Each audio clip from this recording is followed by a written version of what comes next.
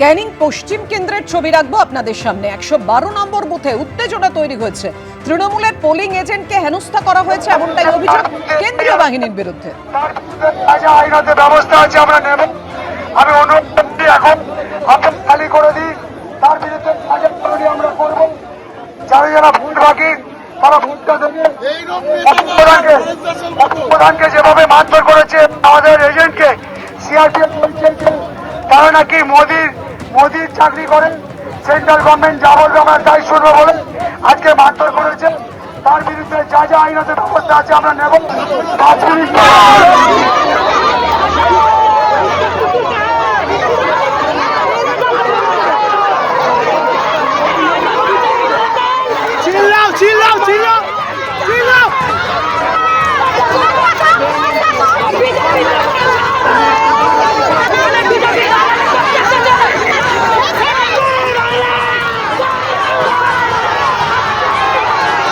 কথা বলবো, আমাদের সঙ্গে রয়েছেন আমাদের প্রতিনিধি হিন্দল দে। হিন্দল, ছবিটা আমরা দেখতে পাচ্ছি ক্যানিং পশ্চিম কেন্দ্রের 112 নম্বর বুথে ঠিক কি ঘটেছে, কি অভিযোগ?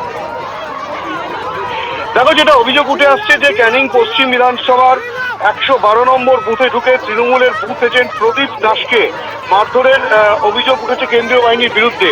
যদিও আরেক তরফ থেকে অর্থাৎ বিরোধীরা যেটা অভিযোগ করছেন যে এই প্রদীপ দাস সেন্ট্রাল ফোর্সের সঙ্গে কিন্তু দুর্ব্যবহার করে, দীর্ঘক্ষণ ধরে তার সঙ্গে বাকবিতণ্ডা হয় এবং তার পরবর্তী ক্ষেত্রে কিন্তু এই প্রদীপ দাসকে সেখান থেকে বার করে দেয় কেন্দ্রীয় বাহিনী। এবং তারপরেই কিন্তু প্রদীপ দাসের বিরুদ্ধে যেটা অভিযোগ উঠে এসছে সেও কিন্তু রীতিমতো চড়া হয় এবং তারপরেই কেন্দ্রীয় বাহিনীর জওয়ানরা তার বিরুদ্ধে ব্যবস্থা গ্রহণ করে। এবং তখনই কিন্তু তৃণমূল কংগ্রেস কর্মী সমর্থকরা যারা ছিলেন এবং সাধারণ বেশ কিছু মানুষজন এই প্রদীপ দাসকে কেন এইভাবে ধরা হলো, কেন ভোট থেকে বার করে দেওয়া হলো সেই নিয়েই কিন্তু রীতিমতো উত্তেজনা ছড়ায় এবং দীর্ঘক্ষণ ভোট প্রক্রিয়া বন্ধ থাকে। কেন্দ্রীয় বাহিনীর জওয়ানদের সঙ্গে যেভাবে গন্ডগোলের পরিস্থিতি তৈরি হয় এবং সেখানকার ক্যানিং পশ্চিমের যিনি প্রার্থী হয়েছেন তৃণমূল কংগ্রেসের পরেশরাম দাস, তিনি গিয়ে তিনি যাওয়ার পরে গোটা বিষয়টির উপরে মধ্যস্থতা করেন, মাইকিং করে সাধারণ মানুষকে এবং দলীয় কর্মীদের শান্ত করার প্রচেষ্টা তিনি চালান। এবং পরবর্তী ক্ষেত্রে দীর্ঘক্ষণ প্রায় ভোট প্রক্রিয়া বন্ধ থাকার পর অবশেষে এখন ভোট প্রক্রিয়া শুরু হয়েছে। ভোট প্রক্রিয়া আবারও স্বাভাবিক পর্যায়ে চলছে ঠিকই, কিন্তু কি কারণে প্রদীপ দাসের সঙ্গে এই কেন্দ্রীয় বাহিনীর জওয়ানদের বাদানুবাদ হলো সেই বিষয়টা এখনো পর্যন্ত স্পষ্ট নয়। সেটাও কিন্তু খতিয়ে দেখা হচ্ছে, তেমনটাই কিন্তু প্রশাসন সূত্রে খবর। হিন্দল, তোমার কাছে আবার আসবো, তুমি আমাদের সঙ্গে থাকো।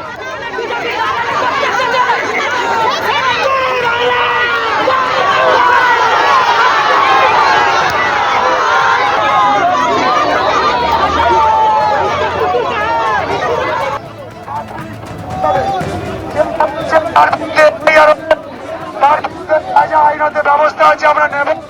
আমি অনুরোধ করছি এখন আপনার খালি করে দিই, তার বিরুদ্ধে আমরা করব। যারা যারা ভোট বাকি তারা ভোটটা দেবে।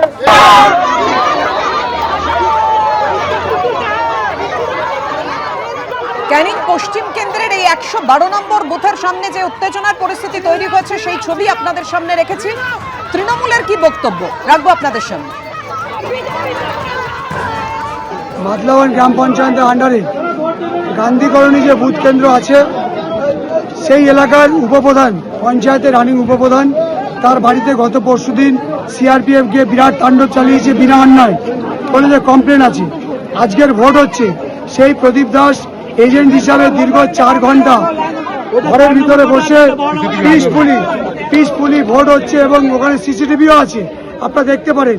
হঠাৎ করে সিআরপিএফ বাইরে যারা ডিউটিতে ছিল তারা ঘরের ভিতরে ঢুকে প্রদীপ দাসের কলার ধরে টেনে বলছে তোমার বিরুদ্ধে কমপ্লেন আছে বলে বেধড়ক মাল লাঠি চার্জ অবস্থায় তাকে ছুটিয়ে মেরেছে। একটা জনপ্রতিনিধি, একটা দলের উপপ্রধান, একটা এজেন্ট তাকে মারধর করে আর বলছে আমরা সেন্ট্রাল গভর্নমেন্ট বদি পাঠিয়েছে, বিজেপি সরকার যা বলবে আমরা তাই শুনবো, তোমাদের মারতে বলেছে আমরা মারবো।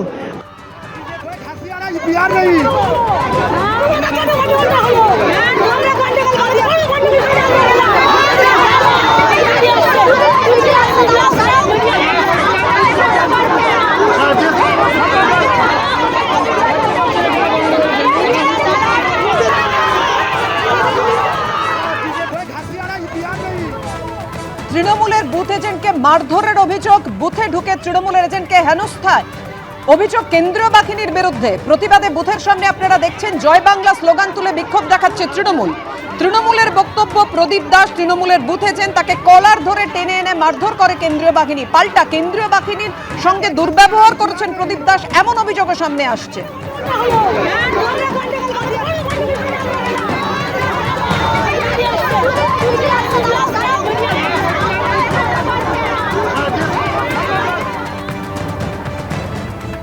এবিপি আনন্দ, এগিয়ে থাকে, এগিয়ে রাখে।